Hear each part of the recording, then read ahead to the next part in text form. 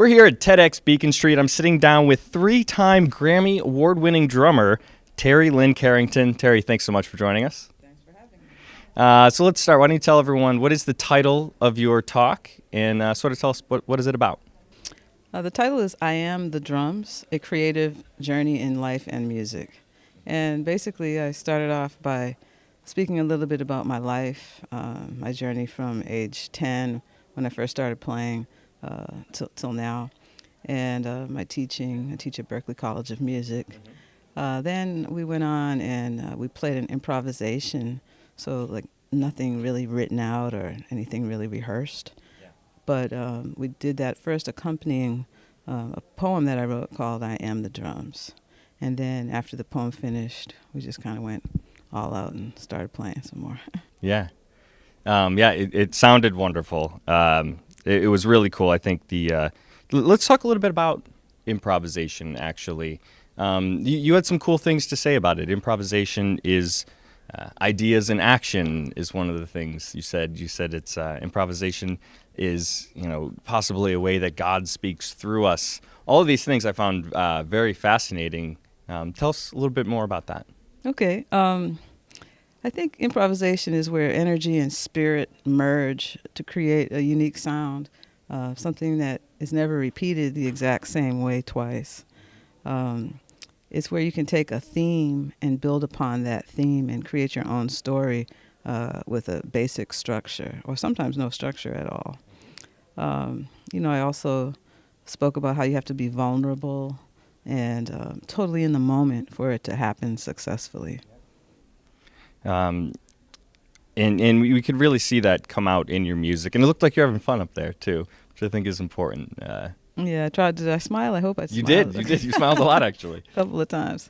That's from doing television. See, when I first started playing, I never smiled. And then when I started I was on a couple of late-night TV shows, the Arsenio Hall show and then the Vibe TV show, which was produced by Quincy Jones. And they got me to smile because I was always...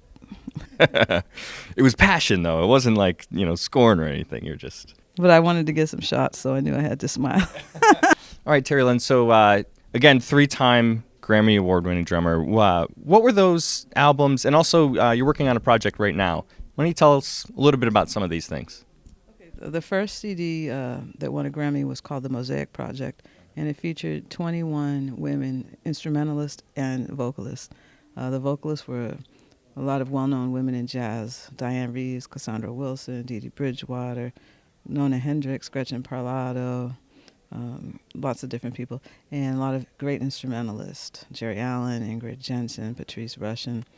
And that won my first Grammy. And then the second CD that won the second Grammy was called it was called Money Jungle, Provocative in Blue. And that was a cover of a Duke Ellington CD of the same title. That was for jazz instrumental jazz. The first one was for vocal jazz. And then I won the third Grammy was for producing Diane Reeves' CD last year. And that's called Beautiful Life. So I won for three different reasons. And then right now, currently I have a new Mosaic project out, like a part 2. It's called The Mosaic Project Love and Soul. And this time it features about 40 women, instrumentalists again and vocalists. And it leans a little more R&B, kind of soul meets jazz. It features Shaka Khan, Natalie Cole, Nancy Wilson, Olita Adams, Lettucey, Layla Hathaway, and just a whole lot of people, Paula Cole. Yeah, be careful. Once you start naming them, now you have to name all of them. Sade Moore, Liz Wright, Jaguar Wright. No, that's great. And so it seems now that would you say you're sort of a ambassador or producer for a lot of women in the industry? I guess some people are looking at me like that. I guess an ambassador is a nice term. But I think one day I just realized that there's so many women that are so great that needed to be celebrated, and I thought it was a nice idea to put them all on one project to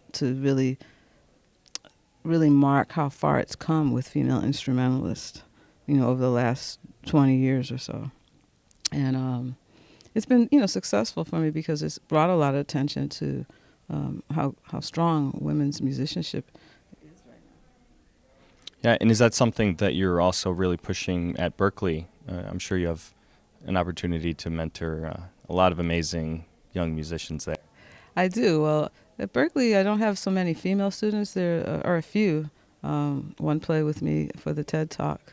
But it's a lot of international students at Berkeley. So during my talk, I had a young man, Mao Sone, from Japan, playing trumpet. A young man from Canada, Andrew Marzato, on guitar. And a young man from Sweden, Mats Sandahl, on bass. And a young woman from Brazil, Nega Santos, on percussion. So it's a very international group of people at the college, and I love that, just getting, their influence on jazz as well. And there are more and more women coming up. I'd like to see more of. Mm-hmm. Can I ask you one final question? You probably get this all the time, so don't roll your eyes. But like, who is your, if you had to pick your favorite jazz musician, who was the one that really, even to this day, sort of kind of hits home? See, most people ask me my favorite drummer, but you said musician, which, God, it takes it even further. I mean, well, okay, I'll speak to the drummers first. Jack DeJohnette was a mentor, is still a mentor of mine over the years, and so he's somebody I patterned myself after on the drums. But God, Roy Haynes, he's also from Boston. He's just one of my favorite drummers as well.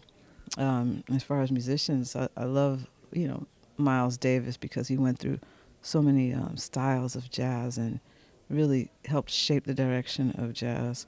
And I also try to pattern myself as a producer and artist after people like Herbie Hancock and Quincy Jones and George Duke, because they played, the most traditional of all jazz and then moved into contemporary music.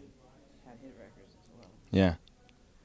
I was just, I was imagining how crazy it'd be if I was like, who's your favorite ever? And you have just like such this amazing history. If you're like, have you heard of Taylor Swift?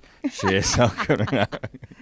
I just actually, I didn't really check her out till recently, and, I liked her more than I thought I would. Okay, cool. I was impressed. But, it's funny, people ask me that all the time. When they say, what's your dream gig? I say the Rolling Stones. Yeah. And everybody seems shocked, And that's, people that are alive, but if it were people that weren't alive, I would say Jimi Hendrix. Right. I just love that music. Yeah, me too. Well, thank you very much for joining us. Terri Lyne Carrington, her talk is called I Am the Drums, The Creative Journey in Life in Music. You can check out the talk at TEDxBeaconStreet.com.